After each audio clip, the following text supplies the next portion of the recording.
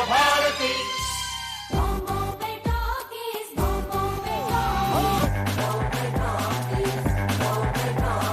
Silence, lights, sound, camera, action.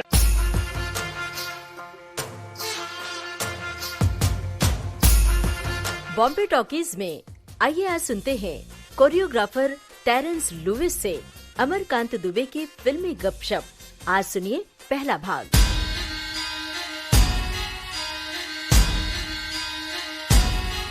दोस्तों नमस्ते, स्वागत है आप सभी का बॉम्बे टॉकीज में। आज फिर एक बार डांस से जुड़े एक बेहद मकबूल फनकार हमारे बीच हैं। डांस रियलिटी शोज के जज, डांस गुरु और कोरियोग्राफर, जिनके साथ होगी फिल्मी गपशप, टेरेंस लुइस। टेरेंस जब सिर्फ 6 साल के थे तभी लहू उनके मुंह लग गया। जी हाँ, और डांस उनकी नस नस में लहू के साथ दौड़ने लगा। डांस के स्टेज ने टेरेंस के अंदर वो ऊर्जा भर दी जो आज भी उन्हें हर वक्त म्यूजिक की बीट्स पर दौड़ाती रहती। नगमों का श्रृंगार, दिल में लिए डांस के लिए प्यार। मेरे डैडी तो मजदूर हैं, वो पढ़े लिखे भी नहीं। तो पिताजी ने हम सभी भाई बहन को बोला था कि मैं सिर्फ 15 साल की उम्र तक पढ़ाऊंगा, उसके आगे आपको गराज में काम करना है या नहीं पढ़ना है वो आपकी मर्जी। ओके, मेरी जिम्मेदारी है आपको पाल पोस कर 15 साल तक पढ़ा करना, उसके बाद जो करना है करो। तो मैंने देखा था कि मेरे सभी जो 7 भाई बहन थे वो सब ट्यूशन देते थे, मैथ साइंस इंग्लिश। तो मैंने भी ट्यूशन दिया। 14 साल की उम्र से मैं मैथ साइंस इंग्लिश ट्यूशन देता था क्योंकि मैं पढ़ाई में भी होशियार था। हमारे परिवार में डांस एक लग्जरी है, ये अमीर लोगों के लिए शौक है, शौक के लिए कर सकते हो, करियर नहीं बना सकते हैं इसमें। इतनी कठिनाइयों के बावजूद जिंदगी के साथ लड़ाई में आप आगे बढ़ते गए, जीतते गए। मैं जीता नहीं हर बार, मैं कई बार हारा। आप जब कभी हारते थे तो जिंदगी से शिकायत नहीं होती थी, तो फिर क्या किया आपने? जिंदगी ने टेरेंस को गले लगाया, टेरेंस ने जिंदगी का साथ खूब निभाया।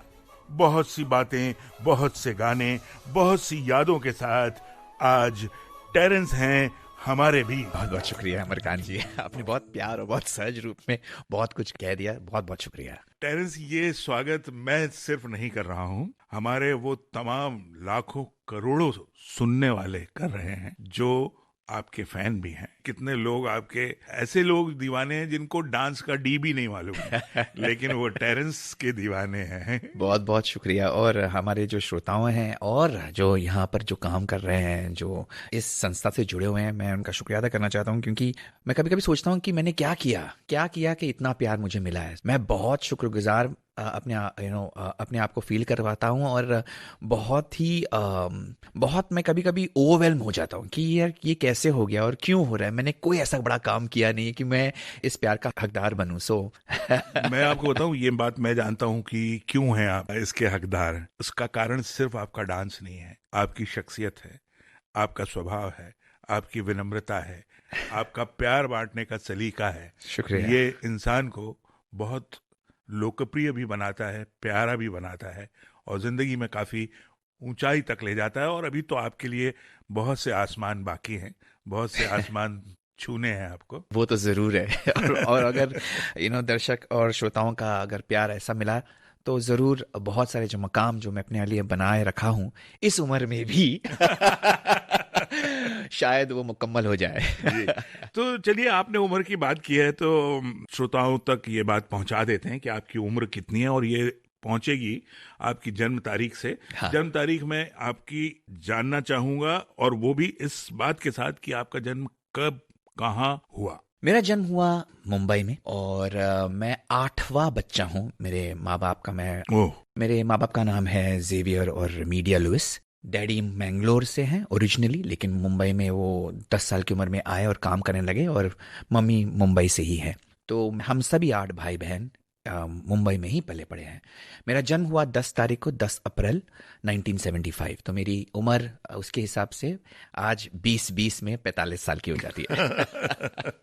तो देखिए साहब, 45 साल के जवान, या यूं कह लीजिए नौजवान युवा डांसर के साथ मैं इस समय बैठा बात कर रहा हूं। तो टेरेंस, आप मुझे ये बताएं कि जो बचपन का ये वक्त था मुंबई में, जब आपका जन्म हुआ, मुंबई में कहाँ हुआ, कैसे आपका बचपन बीता? हाँ। और ये डांस का जो एक जुनून आपके अंदर है, ये आपको कब महसूस हुआ कि मेरे अंदर ये चीज पैदा हो रही है?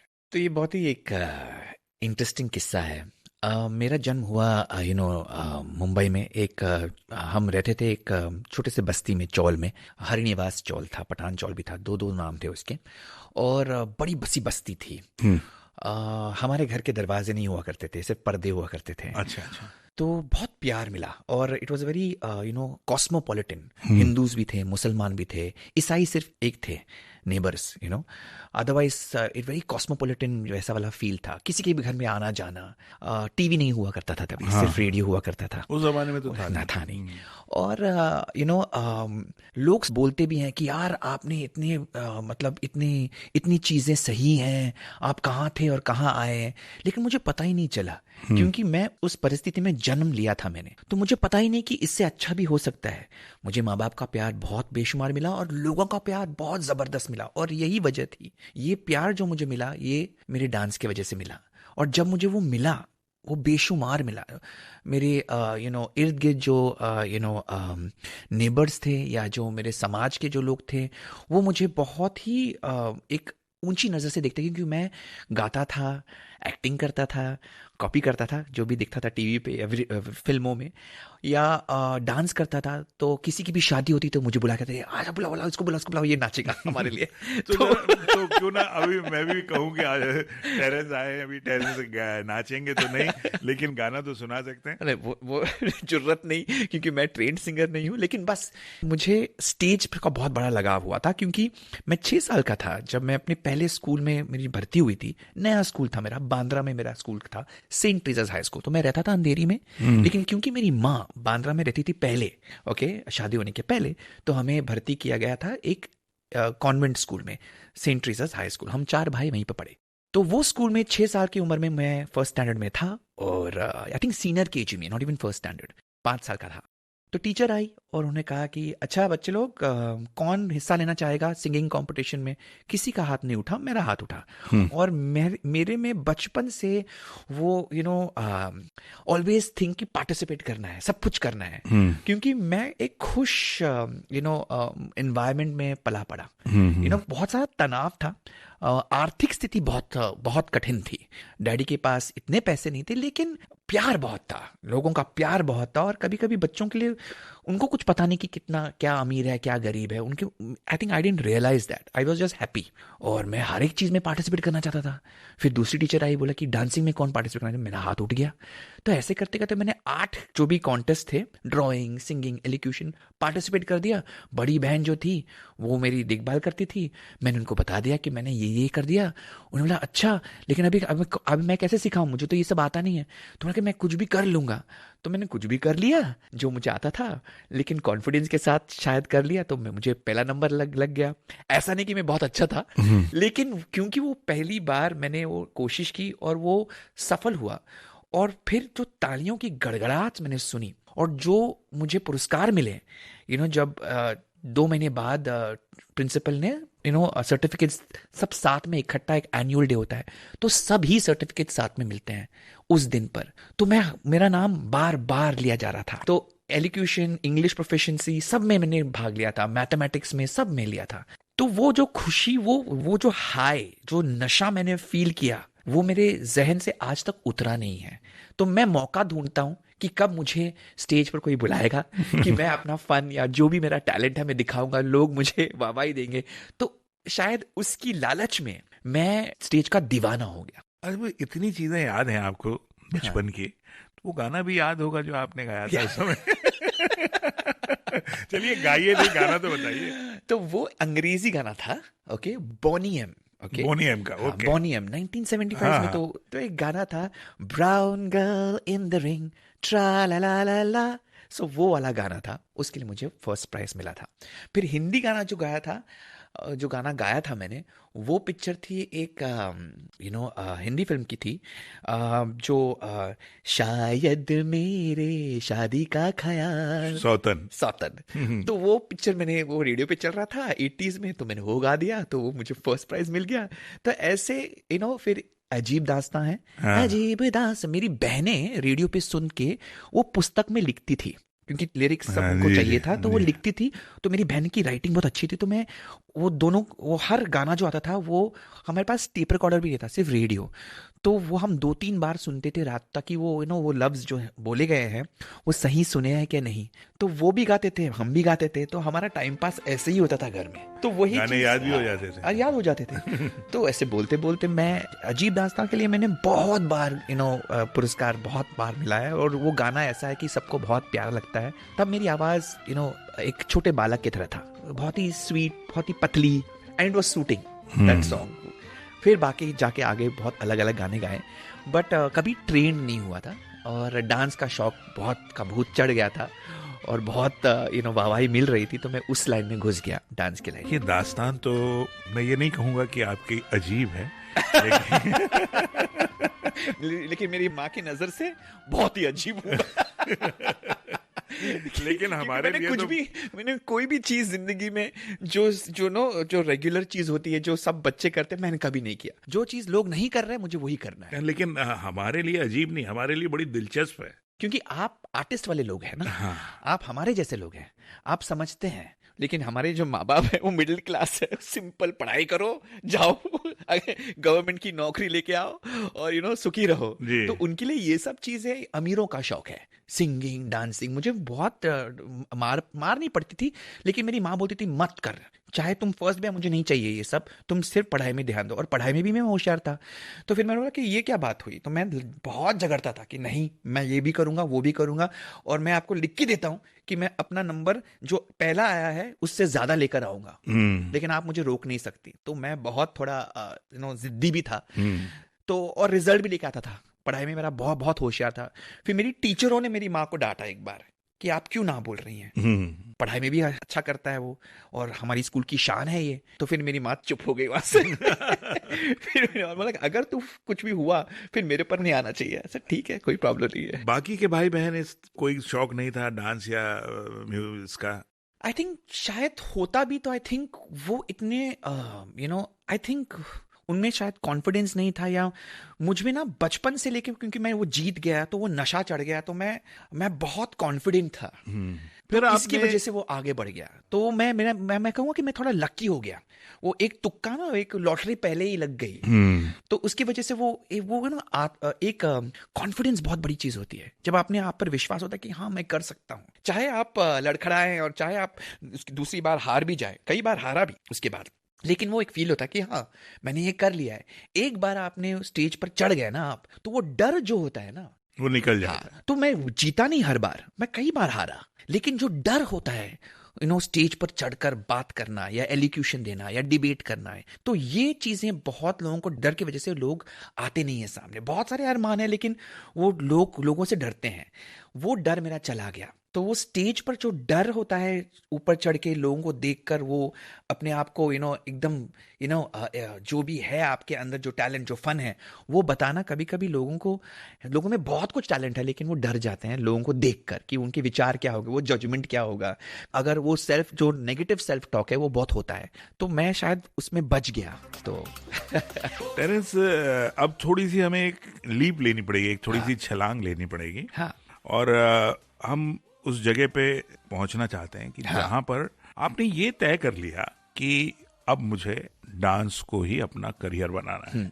जब आपने ये तय किया तो घर वालों का क्या रिएक्शन था, और आपकी अपनी क्या कोशिश थी इस फील्ड में जाने के लिए? हम मध्यम वर्ग के लोग थे, तो पिताजी ने हम सभी भाई बहन को बोला था कि मैं सिर्फ 15 साल की उम्र तक पढ़ाऊंगा, उसके आगे आपको गराज में काम करना है या नहीं पढ़ना है वो आपकी मर्जी। ओके, मेरी जिम्मेदारी है आपको पाल पोस कर 15 साल तक बड़ा करना, उसके बाद जो करना है करो, मेरी जिम्मेदारी निकल जाती है। मेरे डैडी बहुत क्लियर थे, क्योंकि उनके डैडी ने उनको आई थिंक 10 साल की उम्र में बोला था कि अब मेरा काम हो गया है। तो मेरे डैडी ने 5 साल और बढ़ा दिए और बोला कि 15 साल 10वीं तक पढ़ाऊंगा, उसके बाद पढ़ना है नहीं पढ़ना है आपकी मर्जी, मैं पैसे नहीं दे सकता तुम्हारे कॉलेज की फीस के लिए कुछ भी लिए। अब अपना अपना करो। तो मैंने देखा था कि मेरे सभी जो 7 भाई बहन थे वो सब ट्यूशन देते थे, मैथ, साइंस, इंग्लिश, तो मैंने भी ट्यूशन दिया। और कहीं ना कहीं बीच में मुझे डांस का, क्योंकि मेरा डांस का लगाव बहुत ज़्यादा था, लोग जानते थे कि मैं डांस करता हूँ। तो मेरे एक दोस्त ने, उसकी 2-3 बच्चे थे जो ट्यूशन देती थे, उनको डांस सीखना था, तो उनको मैंने डांस सिखाना शुरू किया। बहुत पैसे मिलने लगे और वो पैसे मेरे कॉलेज फीस को, कॉलेज फीस और सभी जो चाहिए ज़िंदगी को गुजारने के लिए, उससे ज़्यादा मैंने बहुत कुछ पाया। तो मेरी लॉटरी लग गई। यानी ये उस समय आपकी उम्र कुछ 16-17 साल 17 होगी? साल की थी। यानी तो उस 17 उम्र से साल। आप डांस सिखा रहे हैं? और 14 साल की उम्र से मैं मैथ, साइंस, इंग्लिश ट्यूशन देता था, क्योंकि मैं पढ़ाई में भी होशियार था। तो 10वीं में ही मैंने मैथ, साइंस, इंग्लिश ट्यूशन का देना चालू कर दिया था। वाह वाह वाह वाह। तो हमारे घर में हमारी बहनें थी, मेरी 4 बहनें थी, मेरे 3 भाई थे, वो भी ट्यूशन दिया करते थे। तो जब भी उन पास टाइम नहीं होता था, तो उन लोग ने मुझे, बच्चे जो उनका एक्सेस थे, उन्होंने कि आप ले लो, ये आप पढ़ा दो और ये आपकी जो भी फीस है ये आपके लिए। अब जैसे मैं कह रहा था आपकी दास्तान के बारे में, दिलचस्प, मुझे यहाँ कहना पड़ेगा कि बड़ी प्रेरक दास्तान है। अच्छा। इससे जो प्रेरणा हमारे सुनने वालों को मिलेगी कि जीवन संघर्ष का नाम है, और संघर्ष कब शुरू होता है और कब खत्म होता है ये ना आप जानते हैं, Correct. ना कोई और जानता है, लेकिन उस संघर्ष का जो फल मिलता है उसको कहते हैं टेरेंस लुइस। बहुत बहुत शुक्रिया। तो टेरेंस, मैं यहाँ ये जरूर जानना चाहूंगा कि ये जो दौर था आपका, जो संघर्ष का जो दौर था, इस समय आप, चलो आप डांस सिखा रहे थे, लेकिन उस समय अपने आप को भी तैयार कर रहे थे आप? सोचा था आपने कि मुझे क्या करना है? एग्जैक्टली क्योंकि देखो, मैं पढ़ाई में होशियार था, तो मैंने साइंस लिया था, मुझे डॉक्टर बनना था, तो मेरा 88% निकल गया था। फिर मैं 3 मार्क्स की वजह से मुझे मेडिकल कॉलेज में भर्ती नहीं मिली, मुझे डोनेशन देना पड़ा था और मेरे पास उतने पैसे नहीं थे। तो फिर मैंने माइक्रोबायो और बायोकेमिस्ट्री किया ग्रेजुएशन के लिए। फिर वहाँ से छुड़ के मैं होटल मैनेजमेंट किया और मेरी डांस की ट्यूशन मैं देता गया, क्योंकि पैसे अच्छे मिल रहे थे। जब मैंने सब फिनिश कर दिया, मेरा ग्रेजुएशन फिनिश कर दिया और फिर मैंने होटल मैनेजमेंट भी फिनिश किया 3 साल का, और मुझे नौकरी भी मिल गई थी कैंपस इंटरव्यू से, लेकिन तब तक मेरा इतना बड़ा मतलब मैं घर घर जाके इतना कमा रहा था कि जो पैसे मिल रहे थे कैंपस इंटरव्यूज के द्वारा, मतलब जो नौकरी लगने के बाद जो पैसे मिलने वाले थे, उससे मुझे 10 गुना और पैसे ऑलरेडी मिल रहे थे घर घर जाके सिखाने। ओह। मैंने अपने परिवार वालों को बोला कि मैं ये काम नहीं करूंगा, क्योंकि मुझे लगता है कि अगर मैं इसमें और अच्छा मेहनत करूं तो मैं शायद सफल हो जाऊंगा। मेरे माँ बाप को डर था कि ये जो नौकरी है घर घर जाके, ये इसमें कोई, हम लोग क्या बोलेंगे समाज को, तू इतना पढ़ा लिखा है, तू इतना होशियार बच्चा था, तू डॉक्टर बनने वाला था, और फिर तुम माइक्रोबायो बायोस्टिक में, फिर तुमने होटल मैनेजमेंट किया है, इतनी बड़ी बड़ी डिग्री लेके तुम अभी डांसर बन रहे हो। तो वो उनके लिए तौहीन की बात थी, क्योंकि हमारे परिवार में डांस के एक लग्जरी है, ये ये अमीर लोगों के लिए शौक है, शौक के लिए कर सकते हो, करियर नहीं बना सकते हैं इसमें। तो वो मेरे पेरेंट्स का मानना था, मेरे पिता और माता का। और मेरे भाई बहन भी जो साथ हैं वो सभी एक मतलब इधर टीचर है या फार्मेसी में है या इंजीनियर है मेरे भाई, या बैंकर है। तो वो सभी एक बहुत ही स्ट्रीमलाइंड जॉब में है। मैं थोड़ा हटके सोच रहा हूँ। तो उन्होंने सब ने ना कर दी। मैंने बोला कि नहीं, आपकी मर्जी नहीं चलेगी, मुझे जो करना है, वैसे भी मैं आपसे ज्यादा कमा रहा हूँ। तो मैंने ठान लिया है कि मैं ये नौकरी नहीं लूंगा। तो सब लोग, मेरे भाई बहन थे, तू गिरेगा, तू समझ नहीं पा रहा है कि ये फिक्स नहीं है। आज तुम्हारे जो लोग तुमको काम दे रहे हैं घर घर में, वो बच्चे बड़े हो जाएंगे, बोलेंगे अभी खत्म, तो तुम क्या करोगे? ऐसे क्यों दूसरे आएंगे? ऐसे अगर तुम्हारी बॉडी को इंजर हो गया तो तुम क्या करोगे? ये सब बहुत ही सेंसिबल सवाल थे, हर तरह से तोड़ने की कोशिश थी। और मेरे सर के ऊपर मंडरा रहे थे 10 लोग कि नहीं, ये मत करना, ये होगा तो क्या होगा, ये होगा तो क्या होगा, क्योंकि वो सब बहुत ही सुलझे हुए इंसान है, उनके पास एक फिक्स्ड करियर है। देखिए, एक बात होती है टेरेंस, में बताऊं, मिडिल क्लास आदमी बड़ा डरपोक होता है। करेक्ट। वो हर चीज से डरता है। हाँ। क्योंकि वो रिस्क लेना नहीं चाहता। उसके पास जो रहता है वो खोने के लिए वो इतना होता है कि अगर वो खो गया तो वो सर्वाइवल का सवाल खड़ा हो जाएगा। अगर आप कलाकार फैमिली में बॉर्न हुए हैं तो फिर कोई प्रॉब्लम नहीं है, क्योंकि लोग सपोर्ट मिलता है। लेकिन मेरे डैडी तो मजदूर हैं। उनको सिर्फ, वो पढ़े लिखे भी नहीं है, तो उनके लिए सिर्फ कि पढ़ा लिख कर मेरा बच्चा आगे जाए, वो ये बहुत बड़ी बात है ना। और देखिए, हर माँ बाप चाहते हैं कि उनका बच्चा उनका नाम रोशन करे, आगे बढ़े। हर बाप की सबसे बड़ी खुशी ये होती है कि उसका बेटा उससे आगे जाए। बस आपने 2 कदम भी आगे बढ़ा दिए तो आपके पिताजी तो खुश हो गए, खुश उनको हो तो गए। खुशी मिल गई। हाँ, लेकिन वही चिंता थी कि अरे तू तो डॉक्टर बनने वाला था, फिर तूने माइक्रोबायोलॉजिस्ट में किया, फिर तूने होटल मैनेजमेंट किया, तू फर्स्ट भी आया यहाँ पर, तो फायदा क्या इतना पढ़ के? तू इतना पढ़ता है, तू फर्स्ट लेके आता है, नौकरी भी तुझे हाथ में मिल गया, लेकिन तू ये नहीं करना चाहता है, ये क्या बात हुई? चलिए। तो मेरे डैडी को समझ में नहीं आता कि मैं ऐसा कैसा इंसान हूँ।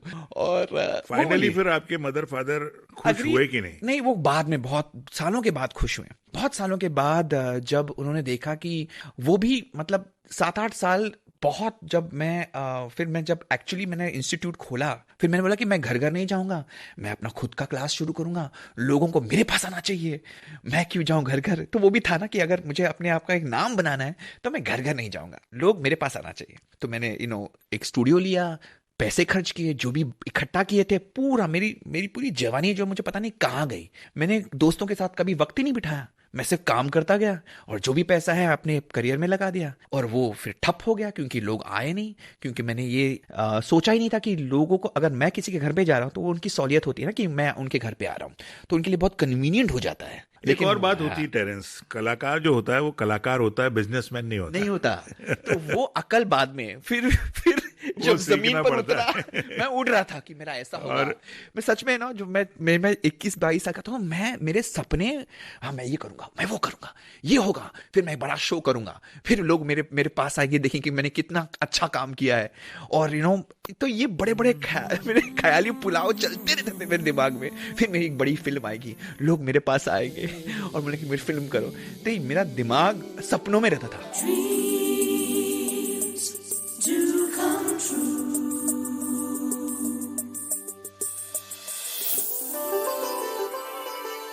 अपने सच होंगे है जो लगन, तुझको छूना है सारा गगन, राहें मुश्किल हो घबराना नहीं, मंजिल हो कहीं भी तुझे जाना वही है, यही जिंदगी जिंदगी। अपने सच होंगे है जो लगन, तुझको छूना है सारा गगन, मंजिल हो कहीं भी तुझे जाना वही, यही जिंदगी जिंदगी। Dreams do come true.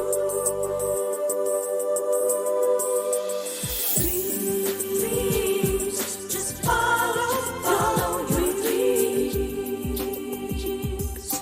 बहते चलते चलते इन मस्ती के धारों में, गूंजेगी अब यही धुन सदा दिल के तारों में।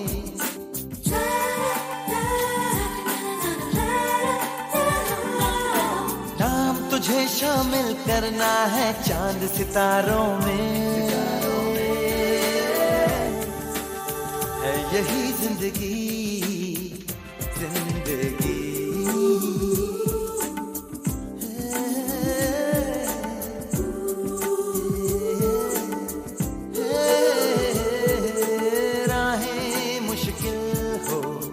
घबराना नहीं, मंजिल हो कहीं भी तुझे जाना वही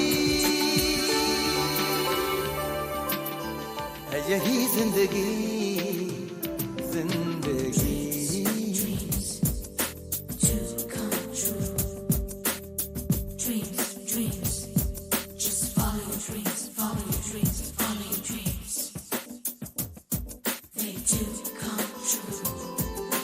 सपने सच होंगे है जो लगन, तुझको छूना है सारा गगन, मंजिल हो कहीं भी तुझे जाना वही, यही जिंदगी जिंदगी।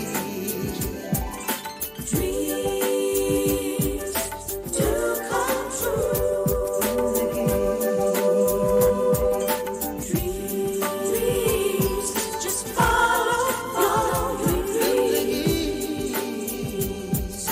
Dreams do come true.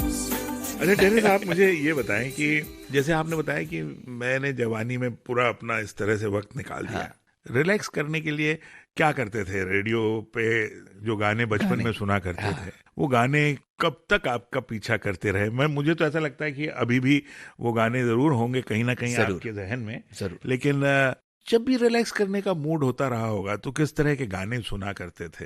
गानों की जो अगर आपसे फहरिस्त पूछी जाए तो किस तरह के गाने होते थे? किस मूड में किस तरह का गाना आप सुना करते थे? जहां अभी मान लीजिए कि घर में बैठे हैं और माँ और पिताजी से बहस हुई है कि नहीं तुम्हें ये नहीं करना है, वो नहीं करना, तुम हम इतना पढ़े लिखे हो, और उसके बाद अल्टीमेटली कहीं ना कहीं थोड़ा सा नाराज होके या थोड़ी सी उदासी में घर से निकले, तो कहीं कोई गाना पीछा करता था विविध भारती का? बहुत सारे गाने थे सर, क्योंकि मैं ट्रेन से ट्रैवल करता था। हाँ, लोकल ट्रेन। और मुझे, सॉरी ये कहना नहीं चाहिए रेडियो पे, लेकिन मुझे हैंड पकड़ के मुझे गर्मी बहुत जल्दी होती है। हाँ। तो मुझे हवा चाहिए, तो वो हवा और मेरे बाल लंबे हुआ करते थे। हाँ। तो मुझे बहुत मजा आता था कि मैं एक हाथ पकड़ कई बार आई एम टेलिंग यू, मैं सच कह रहा हूँ कि कई बार पता नहीं किसने मुझे बचाया है, फिसलते मैं बचा हूँ। तो ये मेरे 5 साल ऐसे ही गवाए हैं, और मैं उसके बाद भी ट्रेन में ही ट्रैवल करता था क्योंकि वो फटाफट हुआ करता था। दोस्तों, ये जो टेरेंस जो कुछ कह रहे हैं ये सिर्फ सुनिए, इसे सिर्फ सुनना है और दूसरे कान से निकाल देना है। इस पर अमल बिल्कुल नहीं करना है आपको, ये मैं आपको बता दूं। हाँ। क्योंकि ये बहुत खतरनाक है।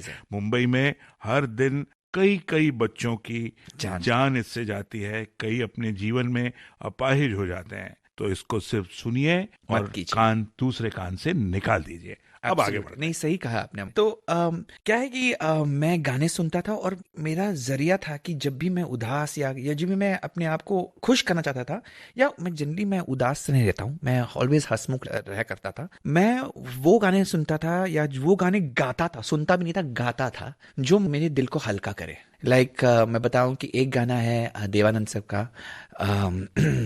मैं जिंदगी का साथ निभाता चला गया और फिक्र को धुएं में उड़ा।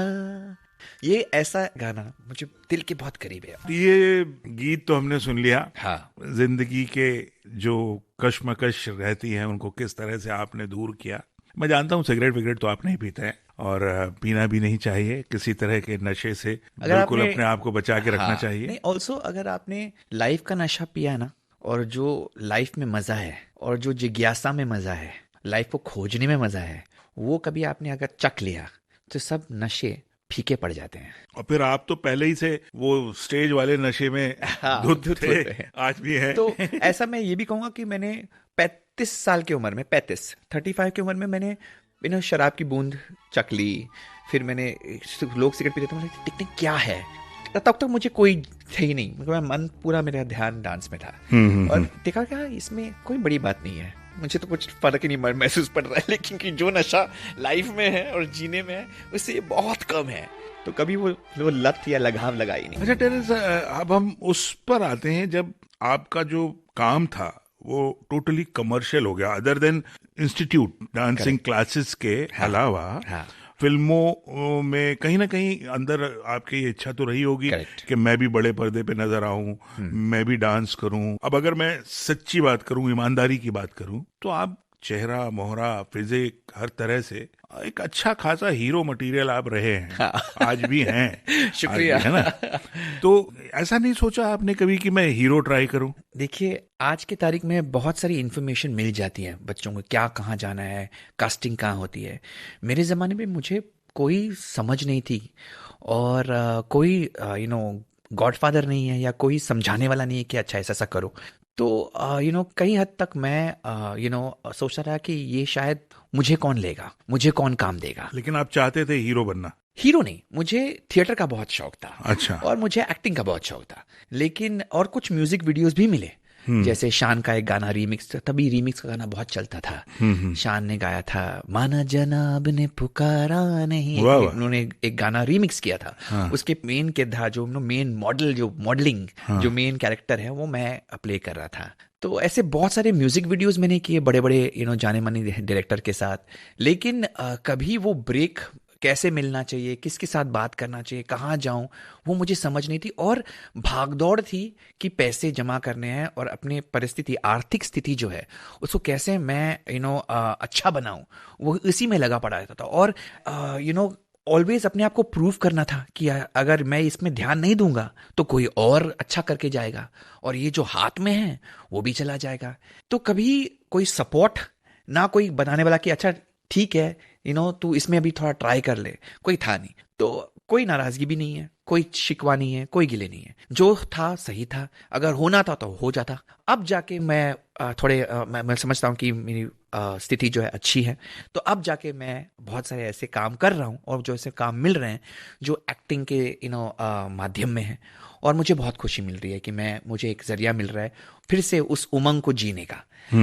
लेकिन उस वक्त में मुझे कोई दिशा दिखाने वाला नहीं था और ना ही मेरे जहन में ये था कि मैं बन जाऊंगा। मुझे लगा कि यार जो फैमिलीज आती थी, ट्रेडिशनल फैमिलीज आती थी, उन्हीं के बच्चे सपूत जो हैं वो आगे बढ़ते थे, तो वो कभी वो जो अरमा भी था वो वहीं के वगैरह तो मैंने बोला कि ये शायद इससे ज्यादा नहीं होगा, तो मैंने अपने आप को सीमित किया। किसी की गलती नहीं है। फिर आपको एक कोरियोग्राफर की हैसियत से काम कैसे मिला? क्या आपने किसी को असिस्ट किया?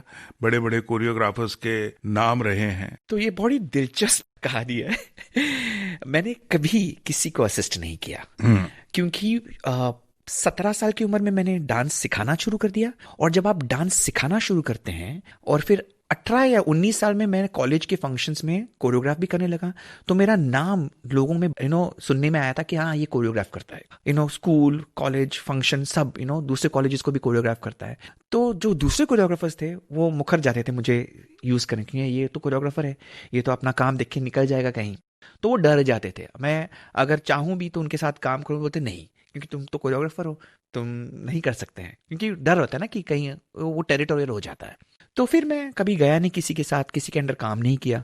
और फिल्म जो मुझे मिली, पहली फिल्म जो थी, छोटा सा कोरियोग्राफी का सेक्शन था, लगान में वॉल्स का सेक्शन था। वो भी मेरे नसीब में ऐसा हुआ कि रीना दत्ता जो आमिर की पहली बीवी थी, वो प्रोड्यूसर थी उस फिल्म की। तो उनको चाहिए था एक ऐसा कोरियोग्राफर जो वॉल्स, जो टेक्निकल वॉल्स है, वो कोरियोग्राफ करके दिखाए। वो जो अंग्रेज लड़की डांस करती है, वो वाला डांस सेक्शन, वो वाला। हाँ, तो मैं रीना को बोला कि वो मेरी स्टूडेंट थी क्योंकि वो आती थी सीखने के लिए। मैं अभी फिटनेस में भी चला गया था कि डांस और फिटनेस का दौर चल रहा था, तो मैंने अपना हाथ फिटनेस में भी डाल दिया और मैं औरतों को वेट लॉस करवाता था। उस पे हम बात करेंगे, लेकिन अभी पहले इसको हाँ। तो रीना मेरी वेट लॉस वाली स्टूडेंट थी। वो मेरे पास आई थी वेट लॉस करने के लिए। मैं उसका पर्सनल ट्रेनर बना और उन्हें मुझे ये प्रस्ताव पेश किया कि मैं चाहती हूँ कि आप ये गाना कोरियोग्राफ करें, ये जो थोड़ा सेक्शन है, और बस वॉल्स करना है, आपको तो आता ही होगा, आप तो ईसाई धर्म के हो। तो मैंने कहा कि ईसाई धर्म का ये मतलब नहीं कि मुझे वॉल्स आता हो। ये तो तुम करते हो, तुम्हारे मतलब पार्टीज में से। नहीं, मुझे नहीं आता ये सब, ये तो एक अलग स्टाइल है। नहीं नहीं नहीं, ये तुमको आना चाहिए क्योंकि हमारे फिल्मी कोरियोग्राफर्स नहीं कर पाएंगे, और जिस तरीके से तुम चलते हो, जो तुम्हारी ट्रेनिंग है, लगता है कि तुम कर पाओगे ऐसे। लेकिन मुझे कुछ नहीं पता। फिर एक बार तुम आमिर से मिल लो।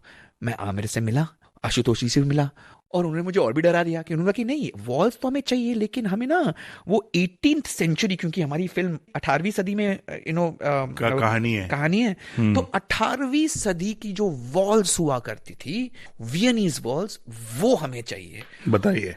तो मैं तो वहीं पर मेरे हाथ पैर कांपने लगे। पहले तो मुझे कुछ भी मालूम नहीं कि मैं कैसे शूट करते हैं, मुझे कोई एक्सपीरियंस नहीं है। मैं यही जानना चाह रहा था आपसे, माफ कीजिए बीच में रोक रहा हूँ, कि आप कोरियोग्राफी करते थे। हाँ, लेकिन स्कूल्स में और कॉलेजेस में, लेकिन फिल्मी कोरियोग्राफी अलग होती है, उसके नुएंसेस अलग होते हैं, एकदम अलग सर, उसकी ट्रिक्स अलग होती हैं। Absolutely. वो तो आप जानते नहीं थे। Absolutely फिर नहीं। आपने इसमें कैसे अपने आप को मैनेज किया? ये सवाल पे मैं आने वाला था, आप खुद ही आ गए, तो आप दोनों चीजों को जोड़ के बताइएगा। जरूर। तो फिर मैंने मेरा एक उसूल है कि जो चीज आपको नहीं पता वो सीधा सामने बोल दो, सच बोलो, क्योंकि सच बोलोगे तो सब कुछ ना कुछ हल मिलेगा। तो मैंने सीधा रीना को बता दिया कि मुझे कुछ नहीं आता और ना ही मुझे मैंने कभी फिल्म कोरियोग्राफ किया है। तो मैंने रीना को रूम में बता दिया कि ऐसा ऐसा है। रीना ने मुझे फिर से रूम में बैठा दिया आमिर और आशुतोष के साथ, और उन्होंने बोला कि देखो, इसको कुछ भी नहीं आता, आप लोगों को हेल्प करना पड़ेगा, करेंगे। तो आशुतोष ने बोला क्या है, अब बताओ। Ashutosh sir was so nice to me, he says डरने की बात नहीं है, तुम बहुत डरे हुए हो, आप डरो मत। इट वॉज सो स्वीट, क्योंकि मैं बहुत, I think was only 24 years. मैं नहीं करना, मैं बोल रहा मुझे नहीं करना है। सर क्यों डरे हो, आपको आता है, मैं सीख लूंगा, लेकिन सर मुझे पता ही नहीं फिल्मों में कैसे शूट किया जाता है। ऐसे वो हमारी जिम्मेदारी। और हमारे पास अनिल जी है, अनिल मेहता जी है, वो कैमरामैन है, सबसे सीनियर्स, हम संभाल लेंगे, आप हमें कोरियोग्राफी और डांस दिखाओ, कैसे इसको शूट करना है वो हमारी जिम्मेदारी। अरे ठीक है। मैंने भी बोला कि आप डरो मत, आप करो, यूल बी फाइन। तो फिर मैंने वो स्टाइल सीखा। मैं एक सलोमी रॉय कपूर की एक मोहतरमा थी जो सिद्धार्थ रॉय कपूर की माँ है। हाँ, तो वो सिर्फ वो जानती थी वो पर्टिकुलर स्टाइल। तो मैं उनके घर गया, नेपिन सी रोड का घर था मलबा हिल में। मैं गया, उनको बोला कि मुझे सीखना है, और उन्होंने बोला ठीक है मैं सिखाऊंगी। तो मैंने भर्ती किया अपने आप को, सीखा। फिर मैंने वही चीज़ कोरियोग्राफी में डाली। गाना ए.आर. रहमान का गाना था, वो मैंने लिया, कोरियोग्राफ किया। फिर भुज गया, वहाँ पे उन्होंने मुझे अनिल मेहता सर के साथ ही कमरे में बिठा दिया। और अनिल मेहता को मैंने साफ साफ कहा, सर मुझे कुछ नहीं आता कैमरा के बारे में, मैं क्या करूँ, मैं क्या करूँगा सेट पे, मैं क्या, मुझे एक्शन भी बोलना नहीं आता कि कब एक्शन बोलूँ कब नहीं, कब नगाड़े को बोलूँ कि रोल साउंड, ये मैंने सुना है लेकिन एक्सपीरियंस नहीं है। सर कोई बात नहीं, मैं समझाता हूँ। फिर उन्होंने मुझे 2 दिन के बाद एक बुक दिया, it's called the 5 C's of camera. अगर कोई भी डांस के दीवाने हैं या कोरियोग्राफर बनना चाहते हैं तो ये बहुत इंपॉर्टेंट बुक है। ये एक्चुअली कोरियोग्राफी के बारे में नहीं बताता, लेकिन कैमरा के बारे में बताता है। और ये क्या बोलते हैं ना, ग्रंथ है। अगर आपको कैमरा के बारे में सीखना है, this is the book for to go for, the 5 C's of camera. तो अभी मुझे पढ़ाई लिखे में बहुत शौक है, तो मैं वो बुक को रातों रात खा गया सब कुछ। और मैंने नोट्स लिख दिए कि जो मुझे समझ में नहीं आया मैंने नोट्स कर दिए। मैंने अनिल मेहता सर को बता दिया कि ये मैं समझ गया, ये नहीं समझा, आप मुझे बताइए। सर आप 2 दिन मेरे साथ आइए और देखिए क्या हो रहा है। मैंने देखा, समझ गया, और मैं बहुत फटाफट समझ जाता हूँ। तो वो मेरी, मतलब मैं समझता हूँ कि मैं, अगर मुझे कोई दिखाए तो मैं फटाफट समझ जाता हूँ। तो मैं सेट पे रह के मैं सीख गया, और फिर मेरी तीसरे दिन मेरी शूट लग गई। और मैं बहुत नर्वस था क्योंकि पहली बार मैं एक तो और बड़े कलाकार को बड़ी फिल्म थी।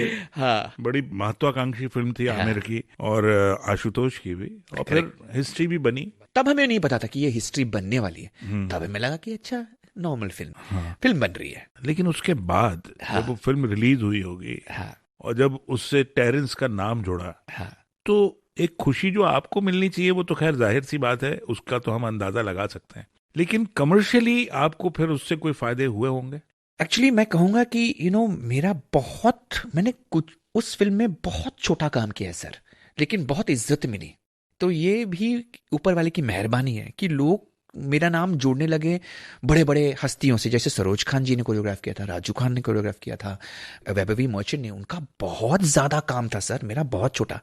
लेकिन कोरियोग्राफर के नाम में मेरा भी नाम जोड़ा गया था। जाहिर सी बात है ना। लेकिन एक्चुअली बोलूं, वो बहुत दिग्गज कोरियोग्राफर्स है, मेरी कोई औकात नहीं है उनके सामने। मैं तो अभी पैदा भी नहीं हुआ वैसा वाला कोरियोग्राफर हूँ। लेकिन शायद कोरियोग्राफर्स के नाम साथ में जुड़ गए थे, तो वो लोगों के नजर में अरे हाँ ये बड़े लोगों के साथ में जुड़ गया है। ये मेरी खुशनसीबी थी, लेकिन ये सत्य नहीं है। और ये मैं इसका खुलासा करना चाहता हूँ कि ये मेरा सत्य है कि मैंने कोई बड़ा काम नहीं किया लगान में, कोई बड़ा गाना नहीं किया, छोटा सा एक पोर्शन था वही किया। दोस्तों, आज के बॉम्बे टॉकीज में आप सुन रहे थे जाने माने कोरियोग्राफर टेरेंस लुइस से अमरकांत दुबे की फिल्मी गपशप। ये था इस फिल्मी गपशप का पहला भाग। तकनीकी सहयोग HR पाटले, प्रस्तुति सहयोग आकांक्षा सिंह। विविध भारती की ओर से इस कार्यक्रम की प्रस्तुतकर्ता रेणु चतुर्वेदी। डिजिटल अपना बॉम्बे टॉकीज, पिक्चर ही कल्चर है अपना बॉम्बे टॉकीज।